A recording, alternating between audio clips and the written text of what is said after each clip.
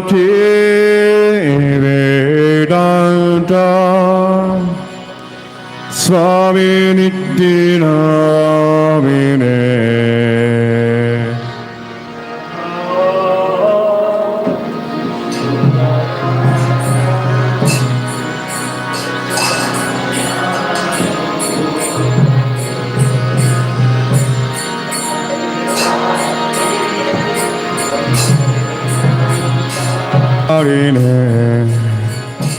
Nivishesha Shunyabari Pasyacharisya Tharine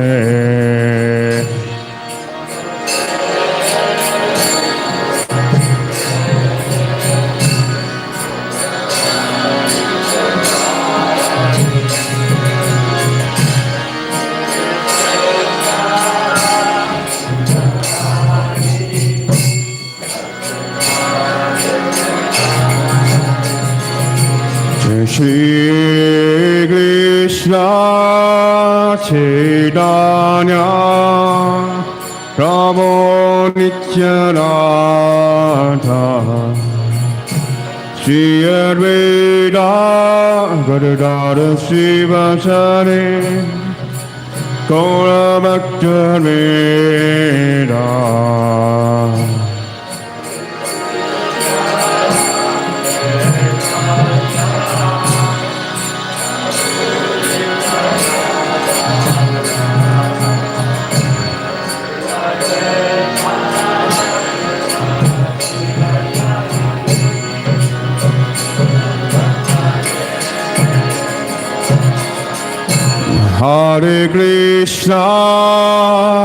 Hare Krishna, Krishna Krishna, Hare Hare,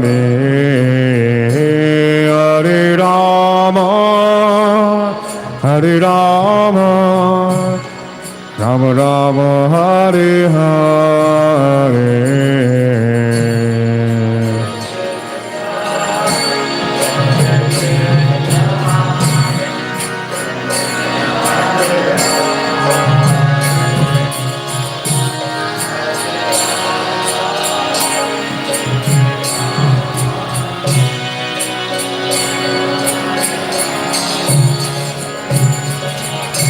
Hare Krishna, Krishna Krishna, Hare Hare, Hare Rama, Rama Rama, Hare Hare.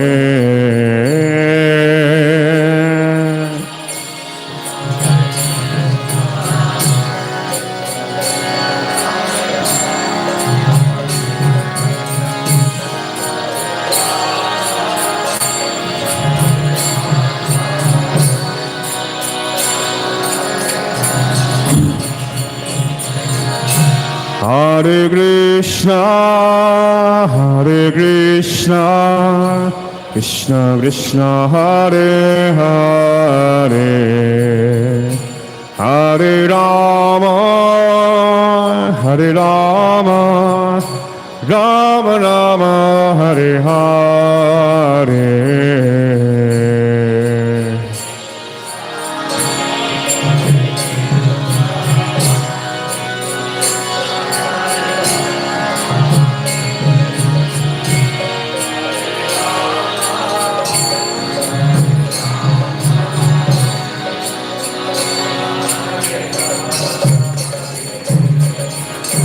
Hare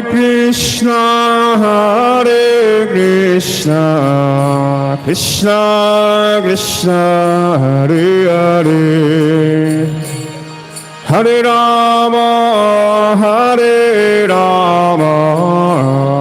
Rama Rama, Hare Hare.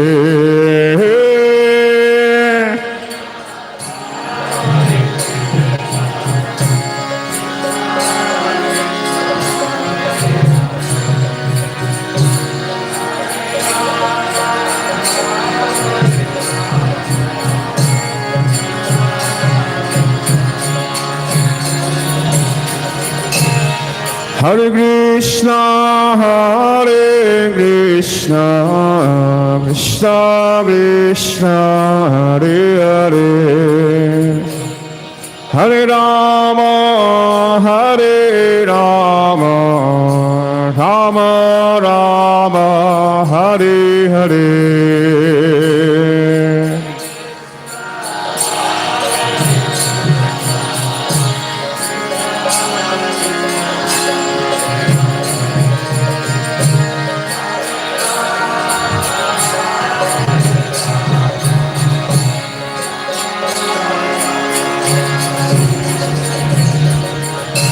Hare Krishna, Krishna Krishna, Hare Hare, Hare Rama, Rama Rama, Hare Hare.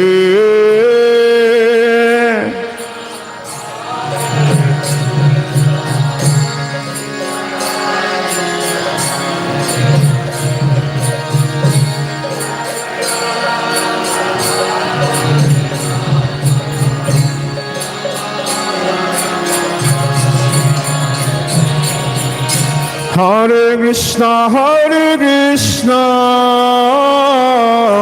Krishna Krishna, Hare Hare, Hare Rama, Rama Rama,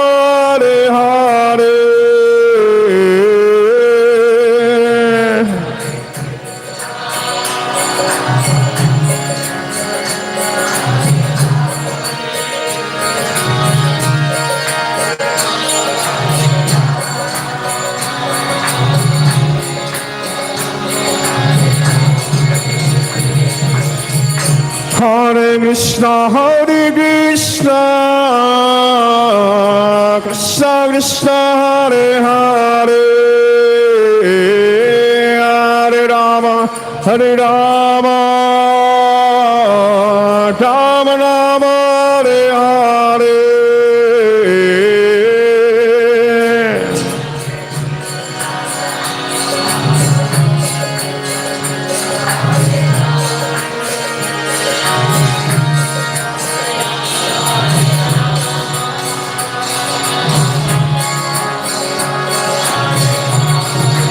Hare Krishna, Krishna Krishna, Hare Hare, Hare Rama, Rama Rama, Hare Hare.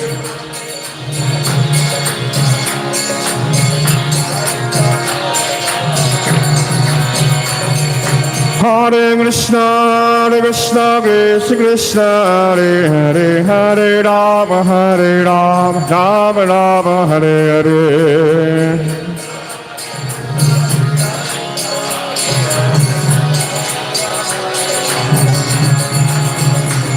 Hare Krishna, Krishna Krishna, Hare Hare, Hare Rama, Rama Rama, Hare Hare. Hare Krishna, Krishna Krishna, Hare Hare, Hare Rama, Rama Rama, Hare Hare.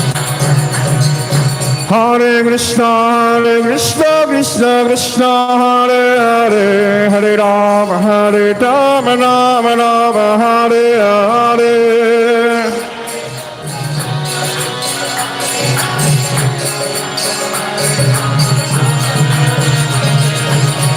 Hare Krishna, Krishna Hare Hare, Hare Rama, Rama Rama, Hare Hare.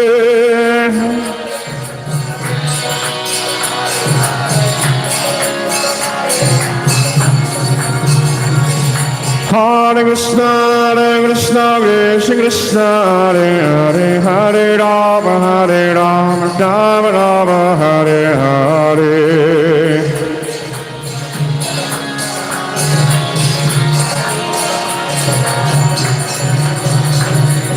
Hare Krishna, Krishna Hare Hare, Hare Rama, Rama Rama, Hare Hare.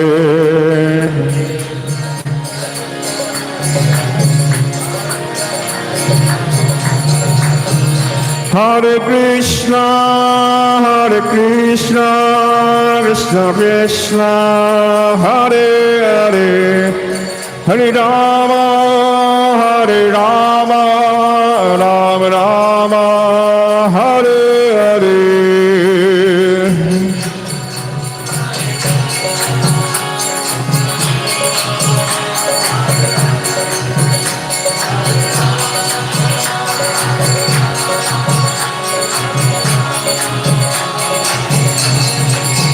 Hare Krishna,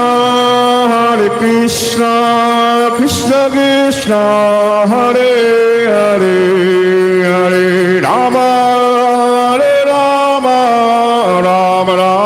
Rama, Hare Hare.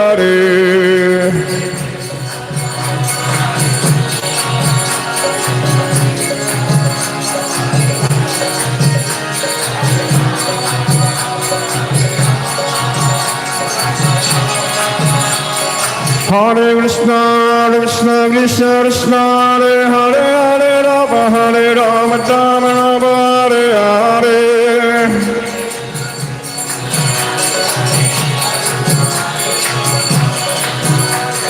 Hare Krishna, Krishna Krishna, Hare Hare, Hare Rama, Rama Rama, Hare Hare.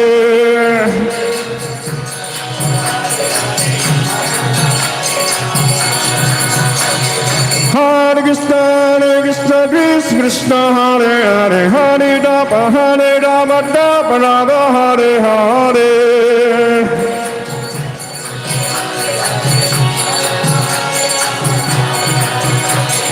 Hare Krishna, Krishna Hare Hare, Hare Rama, Rama Rama, Hare Hare.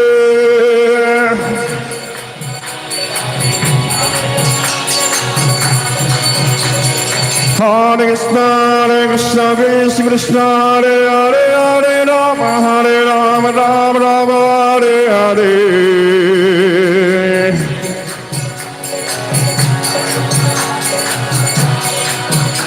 Hare Krishna, Krishna Hare Hare, Hare Rama, Rama Rama, Hare Hare.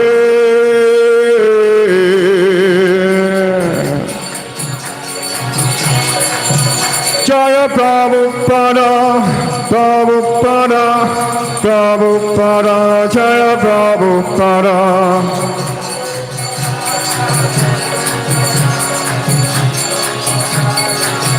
Jaya Jaya Prabhupada, Prabhupada, Prabhupada, Prabhupada.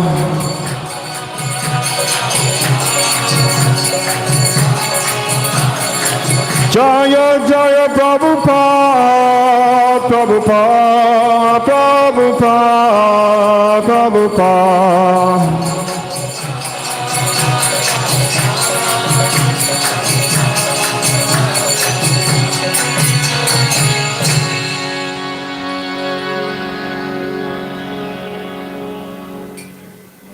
Prabhupada K.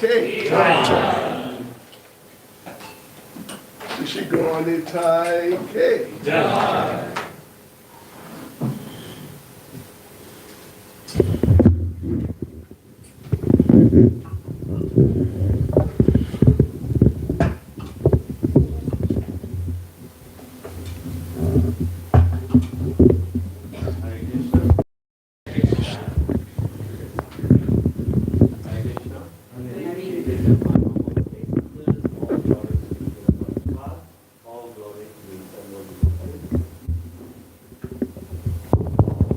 Hare Krishna. Please accept my humble obeisances. All glories to Srila Prabhupada. All glories to the assembled devotees. We hope and pray that every one of you is very well tonight. And on behalf of the La Mercy Namahata and the International Society for Krishna Consciousness, a very warm welcome to each and every one of you here tonight. So, dear devotees, tonight we have a very special program indeed with a very special guest. We are very fortunate and blessed to have with us the association of His Holiness, Bhakti Caitanya Swami Maharaj. Haribol. Hare Krishna. So, while I know that most of you are already familiar with Maharaj and who know introduction, just a short introduction, a brief overview for those of you who may not know. His Holiness Bhakti Caitanya Swami Maharaj is a disciple of His Divine Grace, A.C. Bhaktivedanta Swami Prabhupada, our founder Acharya of the International Society for Krishna Consciousness. So Maharaj has been preaching Krishna consciousness since 1973. He is an initiating spiritual master in ISKCON and also serves on the GBC platform and travels extensively to preach in countries, not just in our country, but also throughout the world, such as Russia, India, the United Kingdom, and different places as well. He is also an accomplished author, photographer, and filmmaker.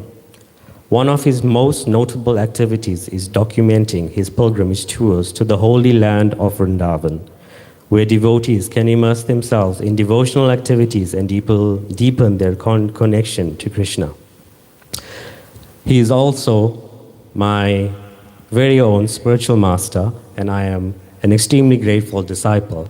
And I can confidently say that by his priceless association, I always get pulled closer to the lotus feet of Srila Prabhupada and to Lord Krishna. We would also like to welcome His Grace, Deva Deva Prabhu, who is our temple president of the Shri Shri Radha Radhanath Temple of Understanding in Chatsworth. Thank you, Deva Deva Prabhu, who so enthusiastically makes time to serve Maharaj, such as bringing him here tonight for our association. We would also like to welcome His Grace Ravinda Swarup Prabhu, our amazing Kirtanya, who delivered such ecstatic Kirtanya tonight, and the other devotees accompanying them as well, such as Acharya Van Prabhu, Ujvala Rasa Mataji, Rasa Mandali Mataji, and Tando Prabhu. So devotees, please take advantage of this special mercy and opportunity tonight. Please let's absorb ourselves in Maharaj's class and the wonderful kirtan that follows. Hare Krishna.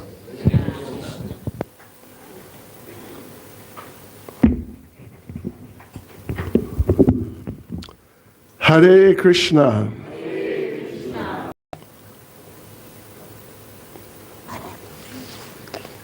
Thank you. Hare Krishna. Krishna Krishna. Hare Hare. Hare Rama. Hare Rama. Rama Rama. Hare Hare. Well, how nice to be here with you all again. I hope everyone is okay. And not just okay, I hope everyone is very happy and blissful in Krishna consciousness.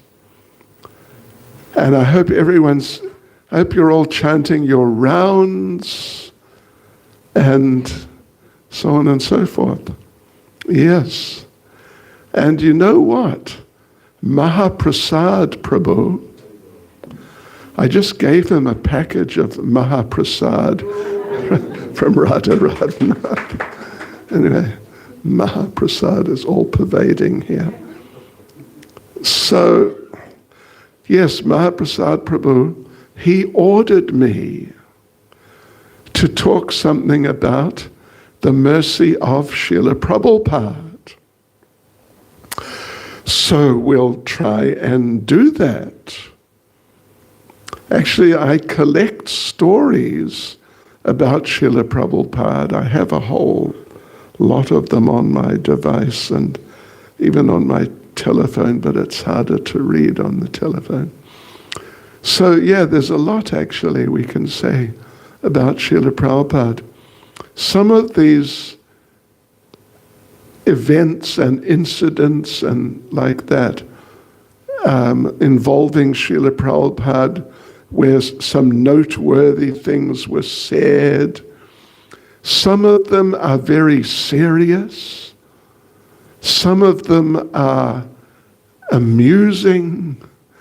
And, they're different types. And it's just, it's really quite something, actually. So let us begin, and just a sec. We have a very humble microphone. It's going down slowly to offer obeisances or something. Okay, sorry about that. Right, yes, okay. So let us begin by chanting some prayers. Nama Om Vishnu Padaya Krishna Prestaya Bhutale Shrimati Bhakti Vedanta Swami Niti Namane Namaste Saraswati Deve Gauravani Pracharane Nirvishesha Shunyavadi Paschachade Shatarane Vanchakalpatarubhyascha Kripa Sindhubhya Evacha Patitanam Bhavanebhyo Vaishnavebhyo Namo Namaha Sri Krishna Caitanya Prabhu Nityananda Sri Advaita Gadadha Shivasati Gaura Bhakta Vrinda Hare Krishna Krishna Krishna Hare Hare Hare Rama Rama Rama Hare Hare. Yes, so let us start, let us just sort of get warmed up and get into it a bit with a kind of, what would you say? Oh yeah. Well, how's this? A story about prasadam. That should be quite relevant. And indeed, it's a story about samosas. Hare Krishna. And Prabhupada, where was Prabhupada? Prabhupada was somewhere. Yes, in India. Doesn't say where exactly, but he was somewhere in India, and these two female disciples, one was Yamuna Devi Dasi, who I'm sure many of you have heard about. Actually, unfortunately, she passed away a while ago. And you know what? I was in Mayapur and she was there just shortly before she passed away. I mean, like maybe 6 months. And she came over and she asked me if she could come to South Africa. And I said, yes, that'd be wonderful. But before she could make it, Hare Krishna, she passed away. Anyway, she was there, Yamuna, and another lady named Harsharani. And they were cooking lunch for Srila Prabhupada somewhere in India. And they were making samosas. And Srila Prabhupada walked in. And he picked up one of the samosas and started eating it. And he ate it. Then he picked up another one. And he took a bite. And the one lady, Harsharani, said, oh, Srila Prabhupada, these are not offered to Krishna yet. You're not meant to eat them yet. And Prabhupada said, who told you that? And Harsharani said, you did, Srila Prabhupada. And Prabhupada said, I have made the rules so I can break the rules. So that's a nice little story told by those lady devotees. And I don't know Harsharani, I never met her, but Yamuna, she was just a really nice devotee. Okay, so that's one. And seeing we're talking about prasadam, let me say another thing or two about prasadam. There's another nice devotee, he's staying in India. He's been there for a while. And yeah, he's American actually. But he's been staying in India for, I don't know, some time. And he came to a festival of ours in Europe, actually in Lithuania, where I'm involved. I've been involved since 1993 there. And he told us some of his experiences with Srila Prabhupada. And talking about prasadam, or maybe should I talk about prasadam later, just before prasadam? Otherwise, devotees are going to get a little... Anyway, I already started, so what can I do? So, this devotee, Tejas is the name. Tejas, really nice devotee, and he was the temple president in Delhi. And in those days, the temple, well, some of you, I imagine, at least some of you, have been to one or maybe even more than one of our temples in Delhi. Now I think we have 9 big temples, like our temple in Phoenix or Radharanath, or bigger even. Right, so, but at that time, our ISKCON Delhi was a rented flat. Like, I think a 3-bedroom flat, which might sound like, oh, that's not too bad. But, you know, they make these flats very small there, and it was really small. The temple room was big enough for, like, you couldn't really squeeze 10 people in. So, but anyway, Prabhupada was visiting, and Tejas was the president. And Prabhupada approached him one morning and said, Tejas, Prabhu, can you cook? And Tejas, you know, he is a special type of person from a Jewish background, and kind of very conservative person. Doesn't want to stick his head out or, you know, talk too loudly, too quickly. He waits. So Prabhupada asked him, can you cook? Tejas Prabhu said, somewhat, Srila Prabhupada. And Prabhupada told him that, you know, my cook, because Prabhupada, when he was traveling just wherever, around the world also, a cook would travel with him.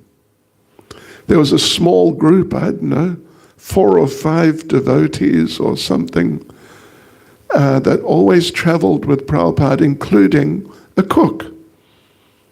So Prabhupada said, my cook is unwell today. He cannot cook. So could you please cook lunch for me? And Tejas, well, he couldn't refuse. So he said, yes, Srila Prabhupada.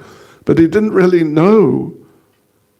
He could sort of basically throw a few things together, but, you know, he was no expert by any means. And Prabhupada said, you know what? Well, he asked Prabhupada, what would you like? Prabhupada said, please make me some upma. I don't know if you're familiar with upma, kind of South Indian preparation. So there was, just around the corner, a special, super duper vegetarian restaurant. Like, you've heard of 5-star. This was about 7-star. It was just extreme, really extreme. Only ghee, no onions, no garlic. And, you know, that's unusual. So Tejas Prabhu went around to the restaurant and he asked to speak with the head cook. And the head cook came out, and he was very nice, very friendly, like a devotee. And Tejas asked him, do you have a recipe for upma? And the cook said, oh, yes, of course. I've got a number of them, but let me give you one, my best one. So he gave this recipe, and well, it was super duper. It was really quite a recipe. Loads of ghee.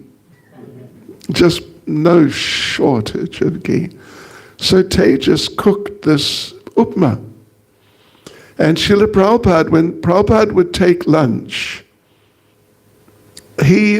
one thing he would do, he would just sit on his own and take prasadam. He wouldn't sit with others and chat, talk. He would just sit on his own. It was like a real meditation. So Tejas Prabhu made this upma, and it was, well, I already said a couple of times, super duper or beyond. It was 7-star. There was so much ghee in it that there was like at least a centimeter over the top. So, it was extreme. So,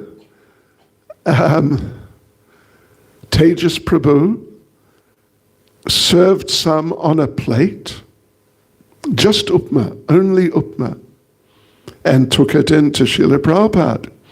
And I was saying when Prabhupada would take prasadam, he would generally not eat everything. He would always, he'd take a bit of this, a bit of that. Prabhupada would have sabji, maybe 2, roti or chapati actually, 2 sabjis, rice and dal. That's what he'd have for lunch, generally. But today, and he wouldn't eat everything. He would eat he'd eat a bit of everything and then leave it.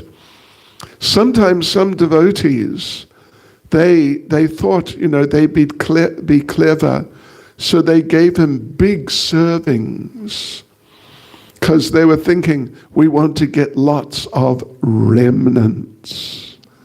Yes. But when they did that, Prabhupada would just take like a bite of each preparation.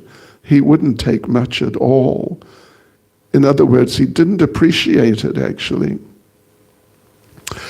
So now, there's this exotic, super, extremely, too exotic upma there. And like I said, Prabhupada, he would eat a bit of this and a bit of that, and that would be it. He would never eat everything. This time, Prabhupada ate everything on the plate. And what to speak of eating, not eating everything. Prabhupada never, ever in a day of Lord Brahma, he never, ever asked for seconds of anything. This time, Prabhupada said, is there any more? And Tejas Prabhu said, yes, and took the plate away and served some more and brought it in. And Prabhupada ate everything, the whole lot. And Prabhupada asked, is there any more? He had 3 helpings, which is just beyond unheard of. And he was really happy. He was just really happy. So the next morning, Prabhupada would always get up early. Actually, normally he'd get up at 1 o'clock in the morning and translate. That morning, the next morning, he didn't get up early to translate.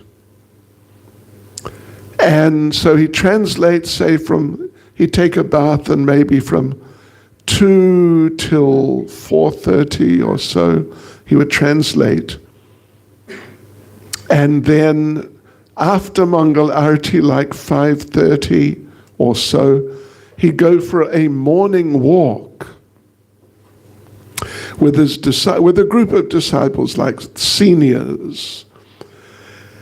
And Prabhupada was renowned for walking fast. He'd walk really fast. And these, the devotees who were with him, they're in their 20s. So that's when you're at the strongest in your whole life, when you're in your 20s. But sometimes they'd struggle to keep up with him. This morning, Prabhupada got up late. Like really late. He got up maybe 5 or 5:30. And he went out on his morning walk, but late. And he was not walking fast. He was just, moving along. It's really very unusual. Then Prabhupada, what he would do on the walk, generally every so often he would stop and turn to the group of disciples and give some instruction. This day, sure enough, after maybe 15 minutes of walking, he stopped and turned to the disciples. And you know what Srila Prabhupada said? That boy who cooked lunch for me yesterday, he tried to kill me. And Tejas was there, and he was just shocked completely. And all the others, they all knew him very well. They all turned and looked at him like, what is this? And then Prabhupada said, yes, he made this upma, and it was just too nice, and I overate. And my stomach is upset. Anyway, Tejas himself told us that story. Here's another funny little story, not about prasadam actually, but from Tejas. Like I said, he was Jewish, and he was president of the temple, tiny little temple in Delhi. And Prabhupada would take him out sometimes to visit like important people, important business people, like Hindu people, very pious and really good people. And one day he took him out. He took Tejas with him, and they visited this one man. And Srila Prabhupada spoke to the man for a while. Then he introduced Tejas to him. And Prabhupada said, this is Tejas Das. He is American. He is very intelligent. He has big ears. Hare Krishna. Tejas didn't know what to do, but Prabhupada seemed to feel that having big ears was a sign of intelligence. Yes, here's another one, sort of indirectly related to prasadam. This was told to me by His Holiness the late Badri Narayan Maharaj, who passed away not long ago at all, a matter of a few months, maybe earlier this year, was it? Something like that. Just a really, really nice devotee. So he told us a few of his experiences with Srila Prabhupada. So he was a GBC, and when Prabhupada would visit some of the temples in his area, he would go with Prabhupada. His area was California, or actually South California, Los Angeles, San Diego, Laguna Beach, these places right on the Pacific Ocean. So they went to one of the temples, and the temple president said to Srila Prabhupada that, Prabhupada, one of our life members, one of our supporters, very nice Indian gentleman, he has offered us a special deal. He's just imported a whole lot of peanut oil, and he'll give it to us for very cheap. And we can save a lot of money. And we'll donate some to your book fund. Prabhupada turned to the president and said, peanut oil is not of a very high standard. And the devotee didn't really get it clearly enough. So he said, but Srila Prabhupada, it's very cheap. We can have as much as we like. And we will donate to your book fund. And it sounds very good. And Prabhupada just said again in a very kind of stern way, peanut oil is not of a very high standard. And the temple president again didn't get it. So he said, but Srila Prabhupada. And again, the same sort of idea. And Prabhupada responded in the same way. And it was like a checkmate. The president didn't want to say anything. Prabhupada was just looking at him. And Prabhupada said, I knew a man. He ate a lot of pakoras, fried in peanut oil. And the temple president said, oh, really? Were they nice? Prabhupada said, I do not know. And the devotee said, what happened to the man? Srila Prabhupada said, he died the next morning.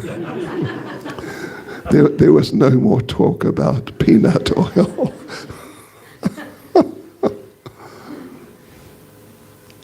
Yes, right. Well, let me tell you, how about I tell you like a very serious story. Let me just turn my little thing on here. A really serious story. I actually mentioned it in our temple on, Tuesday, that there was one devotee that he had just joined Srila Prabhupada's traveling party. And he had joined on one day, then the next day he's trying to get into it and figure it out and what to do and what not to do and all that sort of thing. And it was complicated and there was a lot. So he couldn't finish his rounds, devotee. His name was actually Nanda Kumar, not the one from Johannesburg, but another one, from America. So, yes, right. So this devotee, it was so hectic and all new and just first day. He only managed to chant 14 rounds that day. And he made up his mind, don't worry, tomorrow I'll make them up. If it happens to you even, at least those of you who are regularly chanting 16 rounds, if somehow you have one of those crazy, crazy days, it does happen sometimes, and you just, you try your best, but you can't finish your 16 rounds. And then what you do is you make it up next day. This is how it works. Of course, the best way it works is that you just don't get behind anyway, but if it happens, it's like that. So this devotee, this Nandakumar, he finished 14 rounds and he made up his mind, right, tomorrow I'll do an extra 2 to make up for the 2 short today. So, and he was thinking that, gee, I hope Srila Prabhupada doesn't ask me, if I'm finishing my rounds. So he got up early, the devotee. Prabhupada rang his bell. And then so Nandakumar, he went in. And take a guess, devotees, what was the first thing Prabhupada said to him? Go on, take a guess. You're right. Are you chanting your rounds? And he said that, it's the first time that I've ever not finished 16 rounds in a day, but it was just so hectic. I just couldn't do it. I did 14, but I'll make up for it today. So Srila Prabhupada said, and brace yourselves, it's good you're all sitting down. Have you got safety belts on your chairs, because you may need them. Prabhupada said, when you are regularly chanting 16 rounds, it is like a young child learning to walk with the help of the mother. Because the mother is holding the child's hand, when the child starts to fall, the mother holds them up, and they don't actually fall. It is the same with chanting. If you're completing 16 rounds and start to fall down, means start to become a little confused and maybe sort of start taking an interest in things that are not Krishna conscious. If you're completing 16 rounds and you start to fall down, Krishna will hold you up and not allow that to happen. Then Prabhupada, with his eyes open very wide and a transcendental move of his hand back and forth in front of his face, His Divine Grace said, however, if you are not chanting at least 16 rounds every day, your whereabouts are unknown, and you will definitely fall down.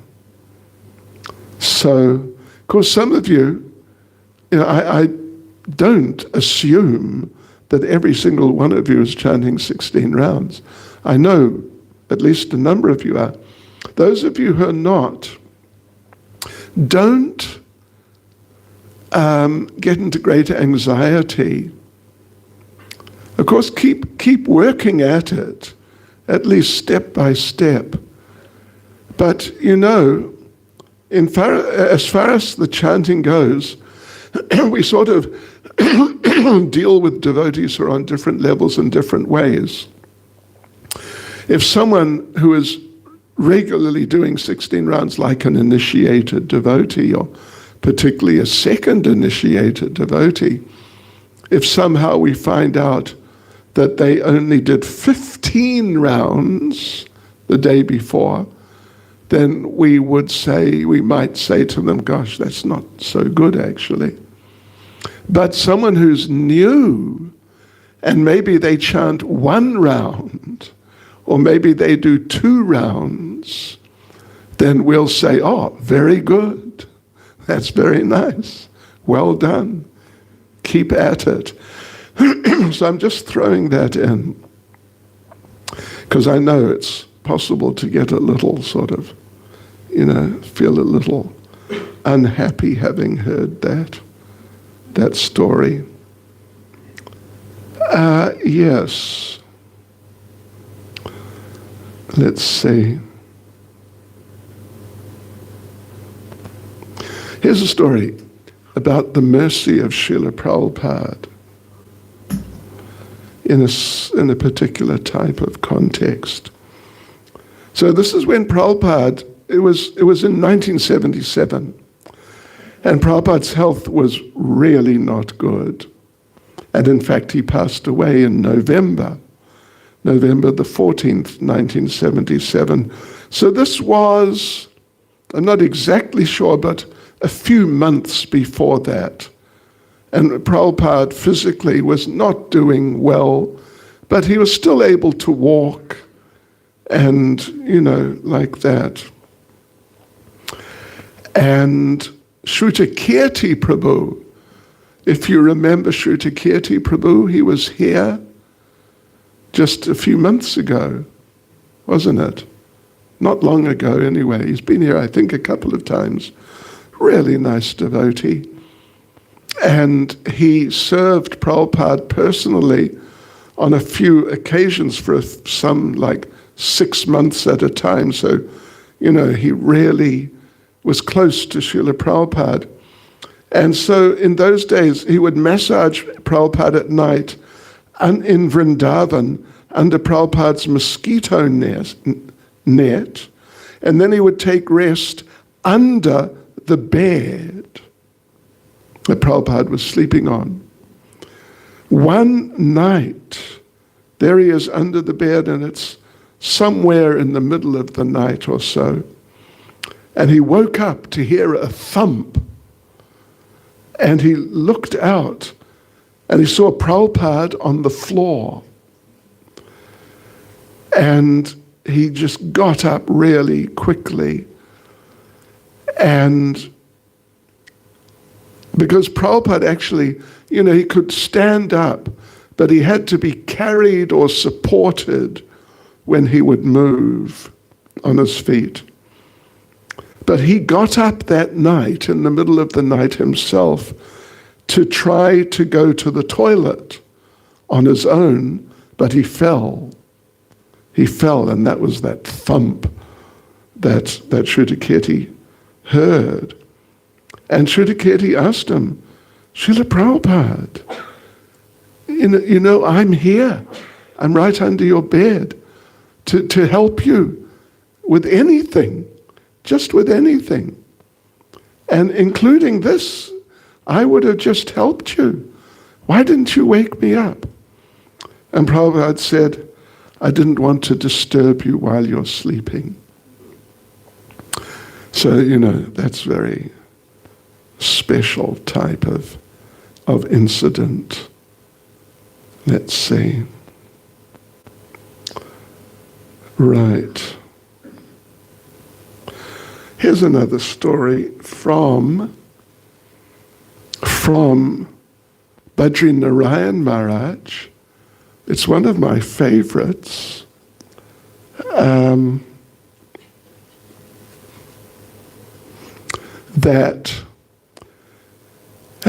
We don't do it here,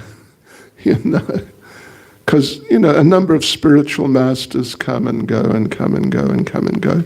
But in those days, it was only Srila Prabhupada.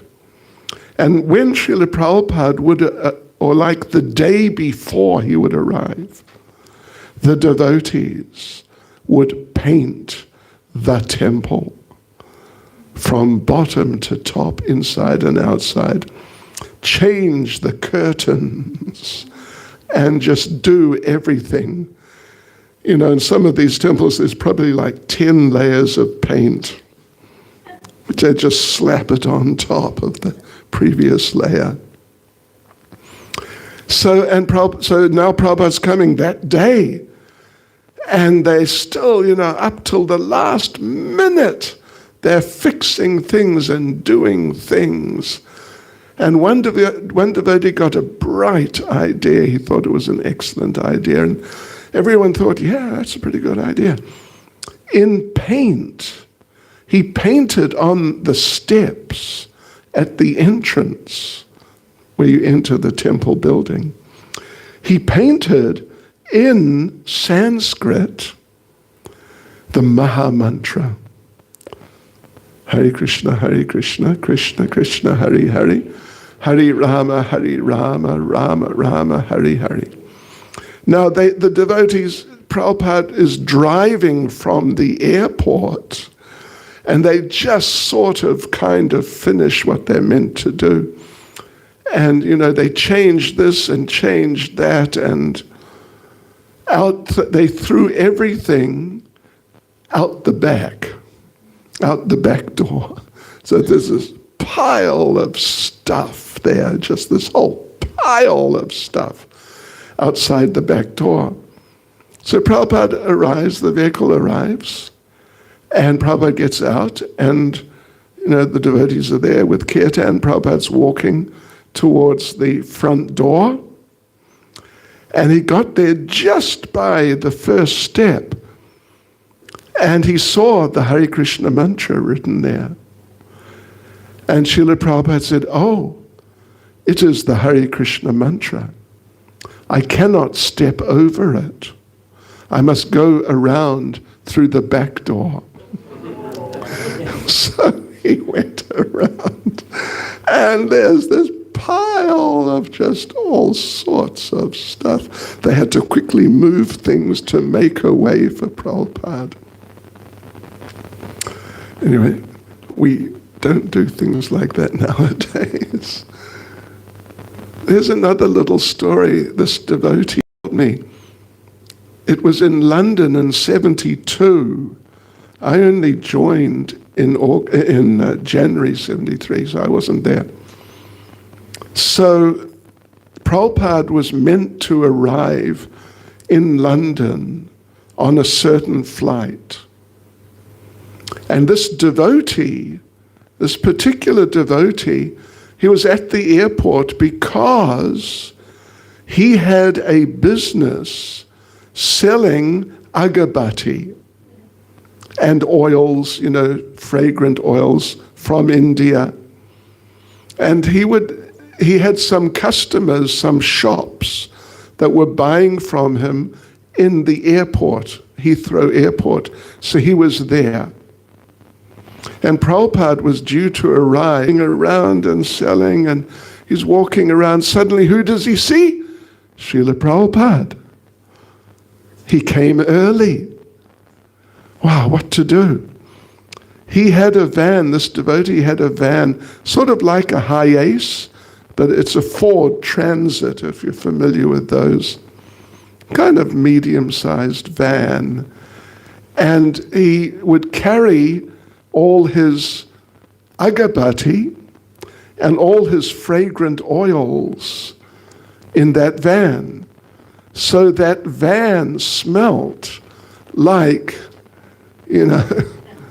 like 1,000 packs of agarbatti and 1,000 bottles of scented oil. It was just, you could smell it coming. So, wow, what to do? And Prabhupada saw him, and he saw Prabhupada, and he was just dressed in, Western clothes, no dhoti and kurta. And he didn't know what to do. And in those days, 72, you may not believe this, there were no cell phones. There was no cell phone. There was no WhatsApp. These things didn't exist. So he wanted to tell the devotees, phone the temple and say, Prabhupada's here early. But he's walking with Prabhupada. What to do? So he asked Prabhupada, could you just wait 1 minute, please? And he jumped into a public telephone booth and called the temple. And someone answered the phone. And they're really busy because Prabhupada's coming. And it's hectic. The paint and whatever else is just, it's all going on last minute. And this devotee said, I'm in the airport. Prabhupada's coming. And the devotee said, we know Prabhupada's coming. Bang, and just hung up. So he didn't want to keep Prabhupada sort of hanging around in the airport. So he had to drive him back in his van full of agarbatti and oil and smelling beautiful actually, but really strong. And they arrived and everyone was shocked. Everyone was so shocked. I remember I was there when Prabhupada made his last visit to the Western world. 77.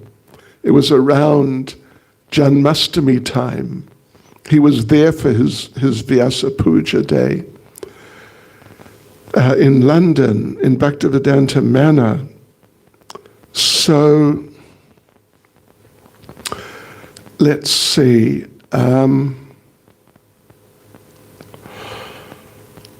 So, what happened? What was I going to tell you? No, I know Bhaktivedanta Manor. I'll have to think of it. It just popped out of my mind. You know, when you get old, you become expert at forgetting things. Just brilliant. You can do it any time. Oh, I forgot what I was going to say. Well, one thing I can say was that Prabhupada wanted to meet with the German book distributors. They were extremely successful.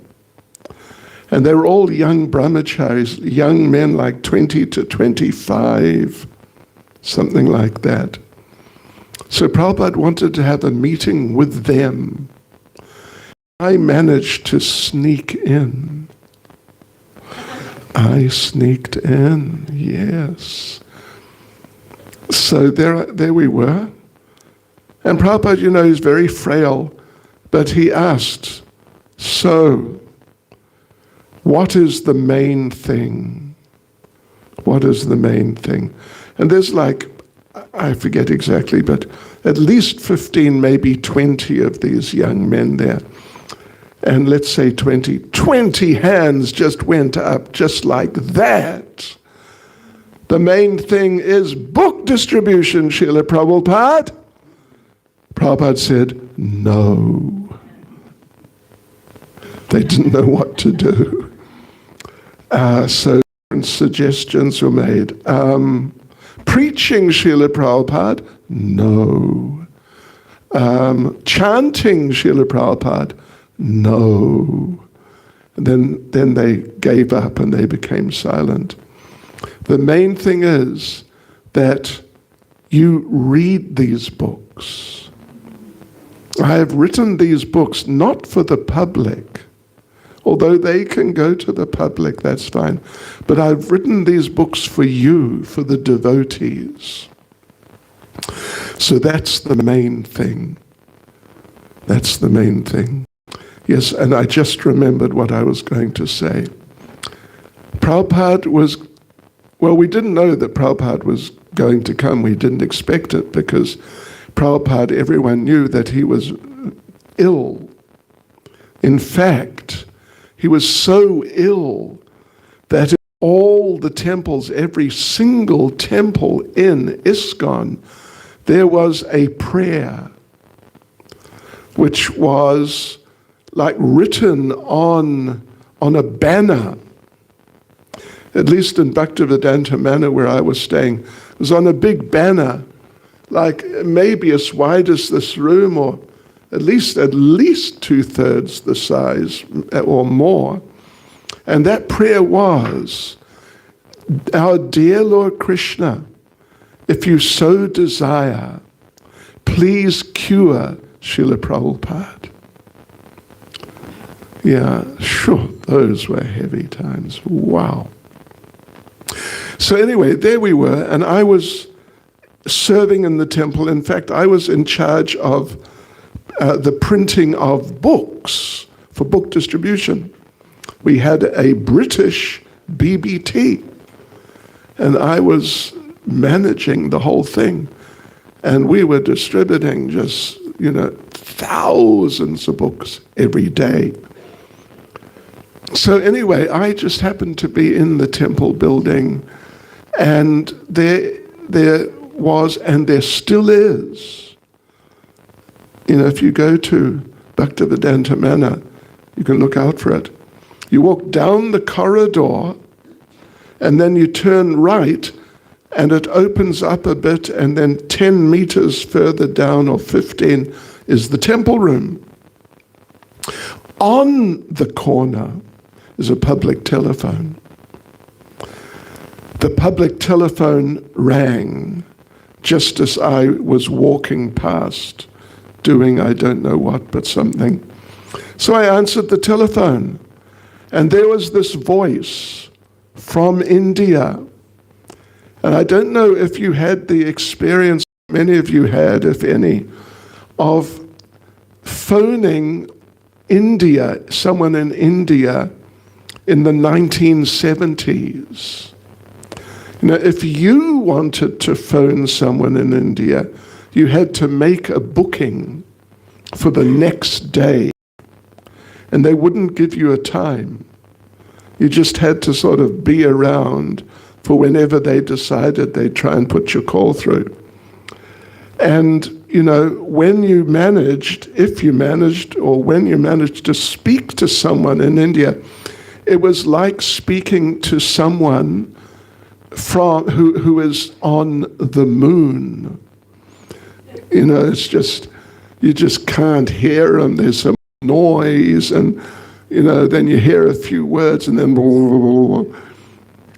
So, it was just too hard. So, but this devotee was very determined. And the devotee said, Prabhupada is coming. Get the idea? You caught that?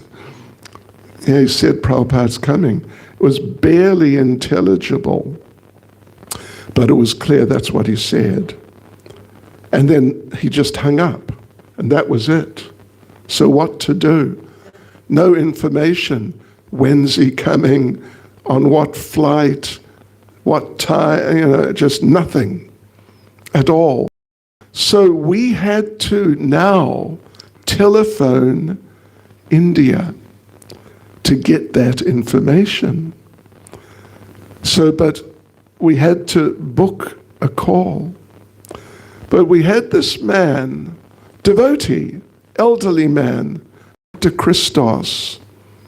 And Bhakti Christos, he was American, but American Greek. And he was what they call a shyster. You may not be familiar with the term. It means he's a fast talker. He's a real case.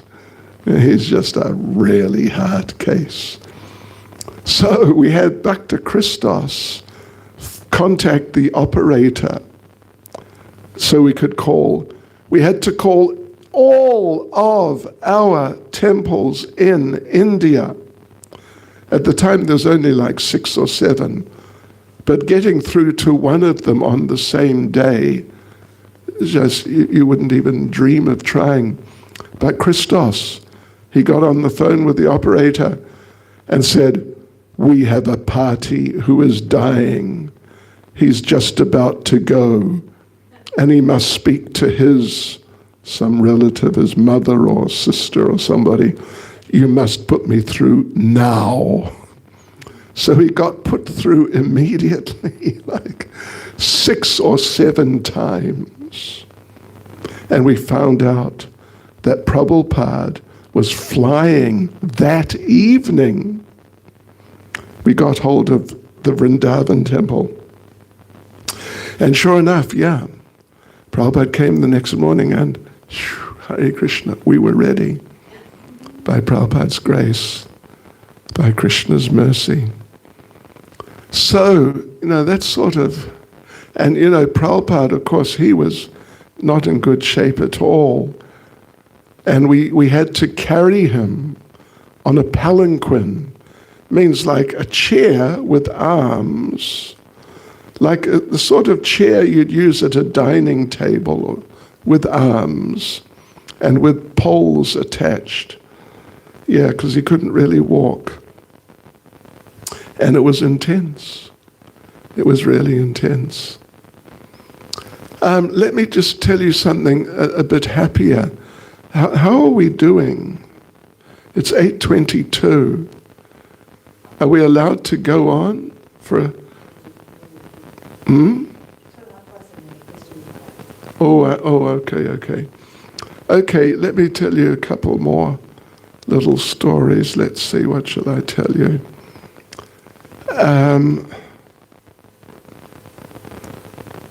Yeah, okay. Well, you know this story. Maybe you've heard this story. It is well known. Yamuna and Madhudvisa Swami were having an argument, and they were taken to Prabhupada. You know that story? Anyway, let me tell you that they were having a discussion, shall we say, but it became heated. It became pretty much like an argument. That is Radharani. Let's see. What is it? I've got it here somewhere, but haven't got time to look it up.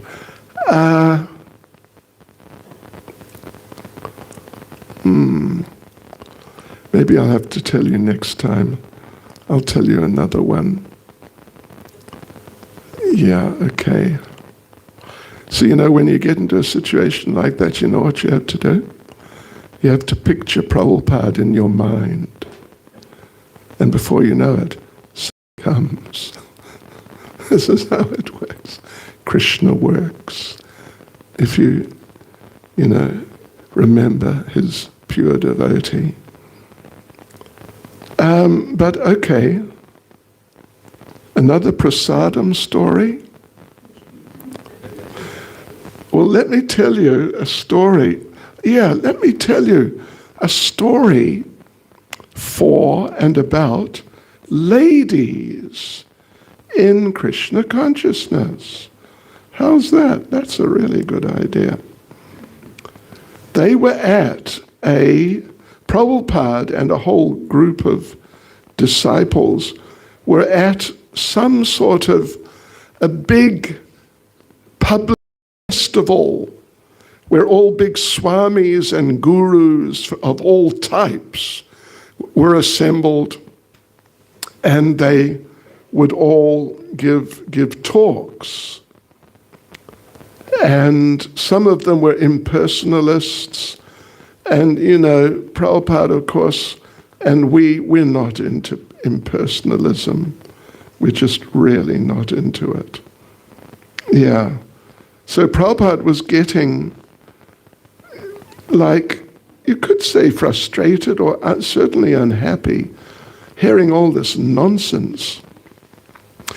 Then anyway, his turn came, and he had some of the ladies recite a few verses in Sanskrit. And this is like 1971, I think. And they'd only been devotees a few years, and they were not very accomplished in speaking Sanskrit, like and all that, and meter and so on. So one man came up to Prabhupada. Well, actually didn't come up to Prabhupada. From the crowd, he criticized the lady that, look, these women, they can't even speak Sanskrit properly. It's really no good. It's not good.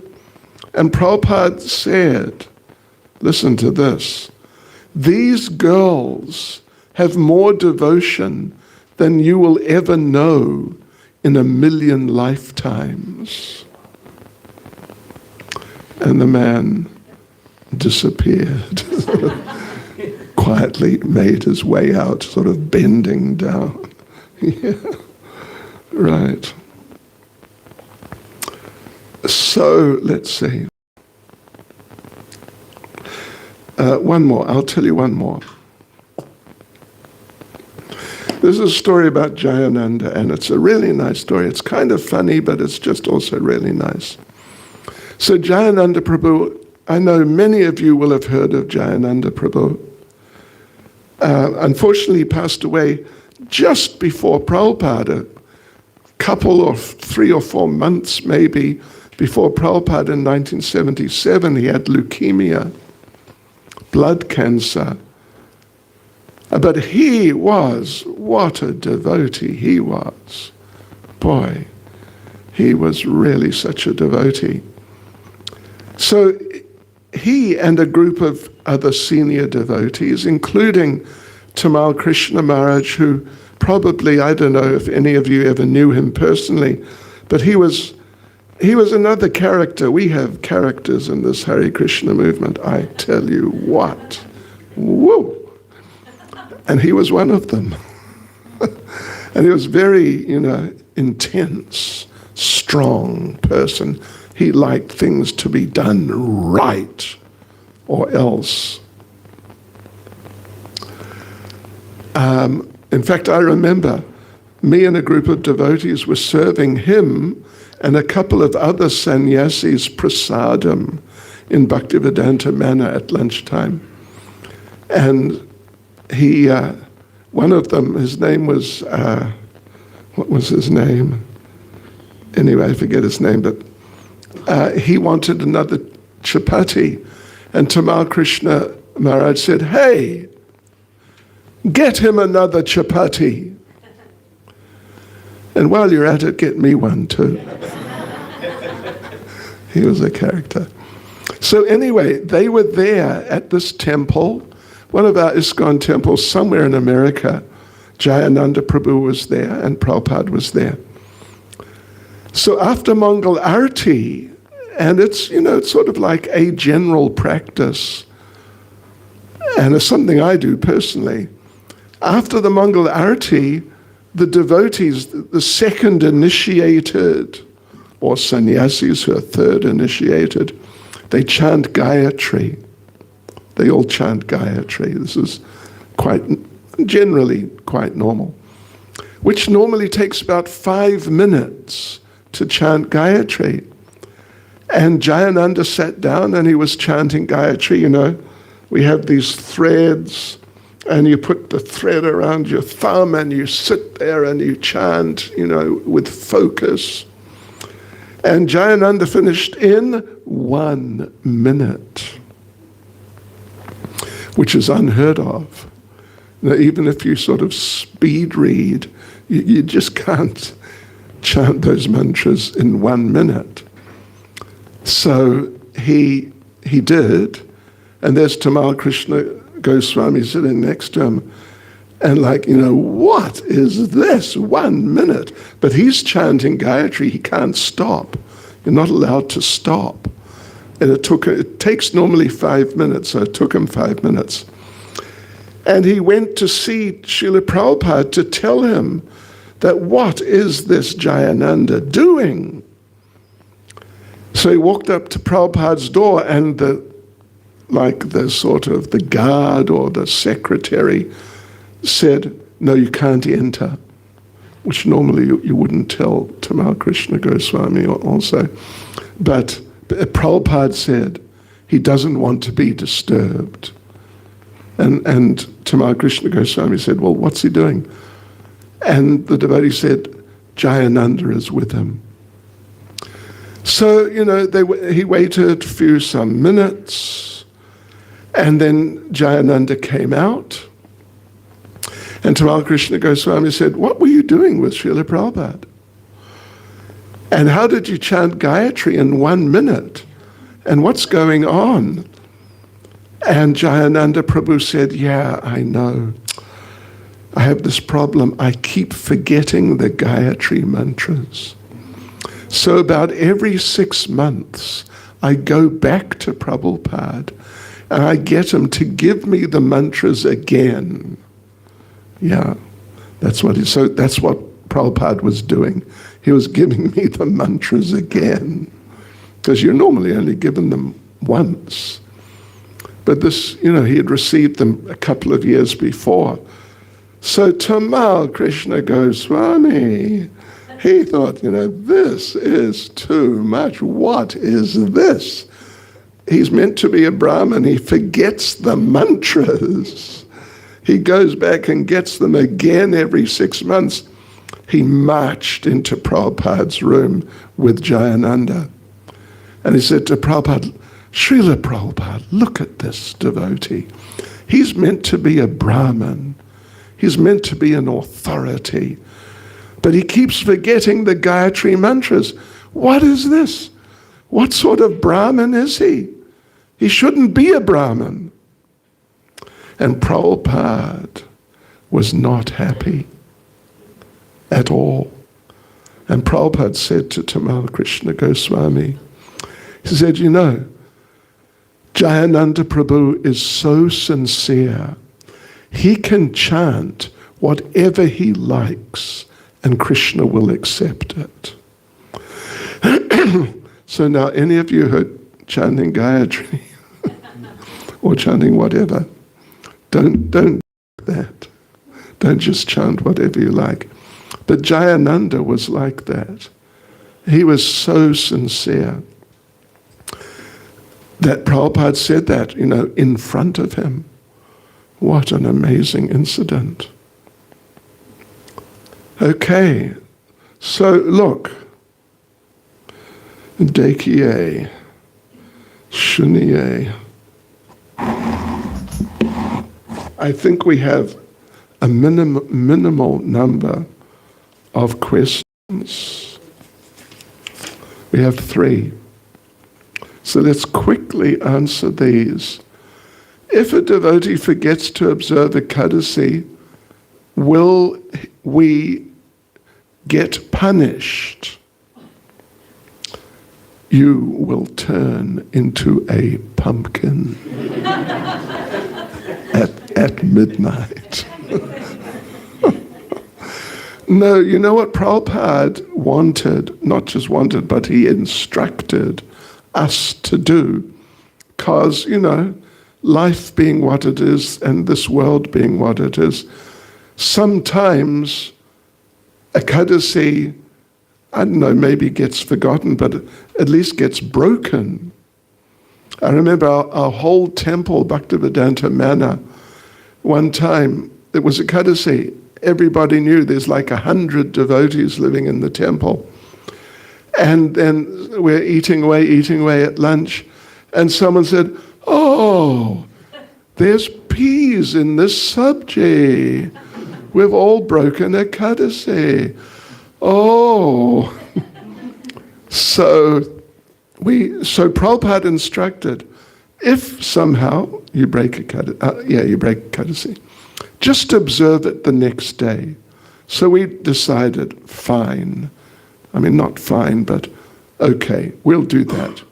So the next day, there we are having lunch, and, you know, it's Ekadasi prasadam. And, you know, we're 5-10 minutes into the prasadam, and one devotee says, hey, there's sweet corn in the sabji. We've all broken Ekadasi again. So we tried the next day, a third day, and some devotee went, you know, oh, found something, I forget what it was, but found something. And you know what we did? We gave up. That was it, okay, you know, too bad. Sorry, Krishna. So, but what you really do is you just observe the next day. Don't panic, but just make a point. It means don't, now that you've realized, oh, I broke Ekadasi, my gosh, don't think that now it's okay, I'll just eat as if it's a regular day, but it is Ekadasi.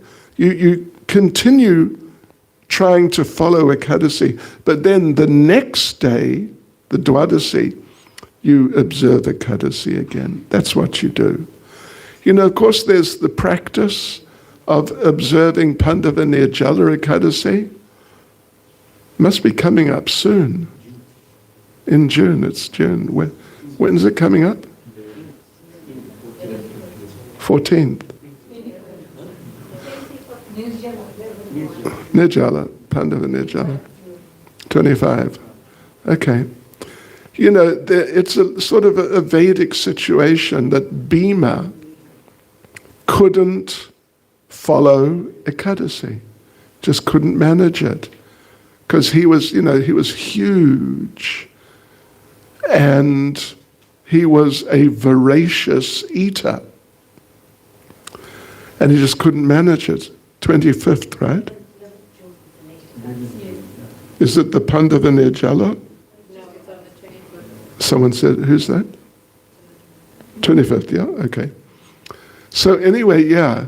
So Krishna, Lord Krishna himself personally told him, all right, then at least one day in a year, you fast. Not just avoid grains, the usual sort of thing. You don't eat anything, nothing. And you don't drink anything. And that'll make up for whatever Ekadasis you've broken. So, it became adopted in ISKCON that we can do that. Although Prabhupada instructed us, just follow Ekadasi the next day on the Dwadasi. And, I must say, I observed Pandava Nirjala Ekadasi. I fasted completely. From 1980, when it first sort of, I wouldn't say came into fashion, but became known of in ISKCON, I observed it till just a few years ago. But then I thought, what is this? And I did a search in Prabhupada's books on computer. Prabhupada mentions it once, but he just mentions the name. He doesn't mention doing this or doing that, or not doing this or not doing that. Yeah. So what I decided to do, I contacted His Holiness Giriraj Swami, who was very close to Prabhupada and who was present, so many times when Prabhupada discussed things that were not recorded. And so I asked him, did Prabhupada ever in your presence talk about Pandava Nirjala Ekadasi? And Maharaj said, no, never, not once. So from that time, I'll be frank, I haven't bothered. I observe Ekadasi, and Prabhupada observed Ekadasi on Pandava Nirjala Ekadasi, but he never observed it like that. Full not eating anything and not drinking anything at all for 24 hours. So I just thought, why bother? Excuse me, I'm a bit lazy. What's the best way to please Srila Prabhupada? The best way is to cooperate with the devotees to help develop Prabhupada's movement. Now that can be done in different ways. Prabhupada really liked it if devotees distributed his books. He also really liked it if the deities were worshipped nicely. And he liked, a number of things. So you can decide what you want to do, but really try to do something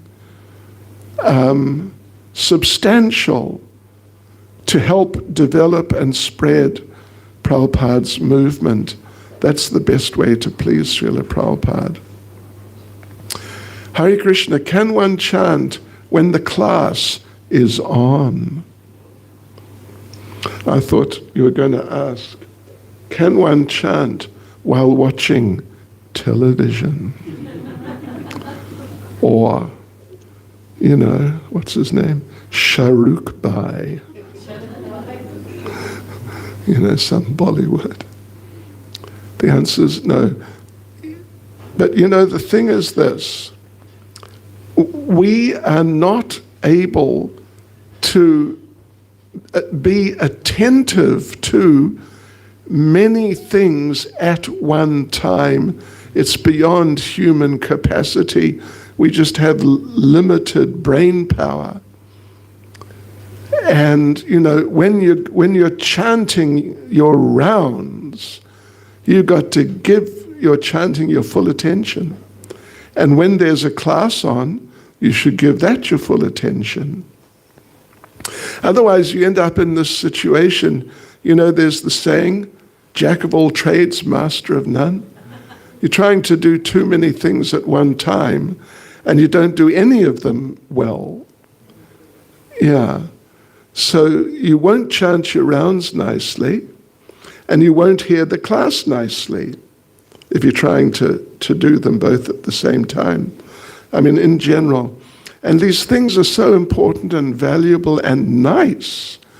They are worthy of being given your full attention. And if you do, they are just nectar. It's amazing. Hare Krishna. Srila Prabhupada ki jai. Oh. Hare Krishna. Thank you, Maharaj, for such a wonderful and lively class involving those fond memories of Srila Prabhupada that you have shared with us tonight. I'm sure we now all have a better sense of connection and understanding and familiarity to Srila Prabhupada that we can take home with us tonight. Thank you to each and every one of you for coming here tonight for the Namahata and taking the association of our very special guests. Just a quick announcement. Maharaj will only be in South Africa for a few more days, just about a week or so. Thereafter, he would be traveling to the United Kingdom for preaching purposes. So for those of you who would like to take association of Maharaj, tomorrow we have a Maha Harinam starting at the Durban beachfront at 10:30 in the morning. Thereafter, Maharaj will then proceed for the official opening of the Tongat at 12 o'clock. And on Sunday, he will be giving the love feast at the new Jagannath Puri temple in Phoenix. So please feel free to come along and take association of Maharaj. Once again, thank you to each and every one of you. We will now have Aarti and Guru Puja. Hare Krishna.